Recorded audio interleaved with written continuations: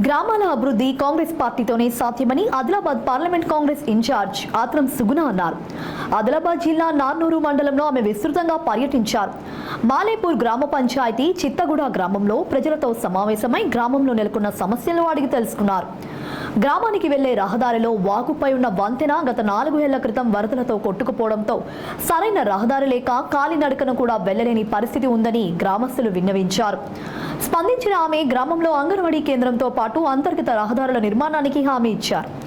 గ్రామస్తులకు ప్రధాన సమస్యగా మారిన వాగుపై వంతెనను త్వరితగతిన పూర్తి చేయడానికి చర్యలు తీసుకుంటామన్నారు. అనంతరం బాబ్జేరి పంచాయతీ చిత్తగూడ సమీపంలో ఇటీవల కురిసిన వర్షాలకు కొట్టుకుపోయిన వంతెనను పరిశీలించారు. నూతన వంతెన నిర్మాణానికి ఎస్టిమేట్ తయారు చేయాలని సంబంధిత అధికారులకు ఫోన్ ద్వారా సూచించారు. వంతెన నిర్మాణం కోసం జిల్లా ఇన్ఛార్జ్ మంత్రి సీతక్క దృష్టికి తీసుకువెళ్లి నిధులు మంజూరు చేయిస్తానన్నారు.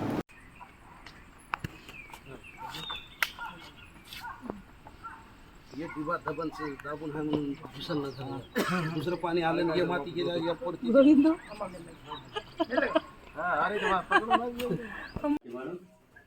ईना जर्मंत गोइन नायक बात तो राष्ट्रली रोड हाने मानता 12 लाख सर्वधानी जर्मन कोई ना करो क्या मैंने जी हां भाई सर्वधानी जर्मन मैंने दोई छे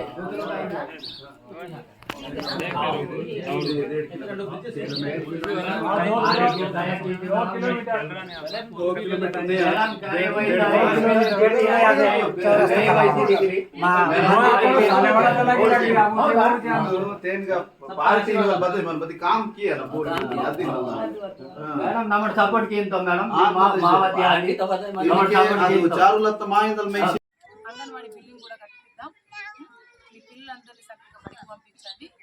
ఎన్ని రోజులు అంటే వేరుండే, ఇప్పుడు మాత్రం ఒక 2 కోట్లతోటి అది కూడా సాధ్యమైంది. మీకు దారి కూడా ఉంటుంది.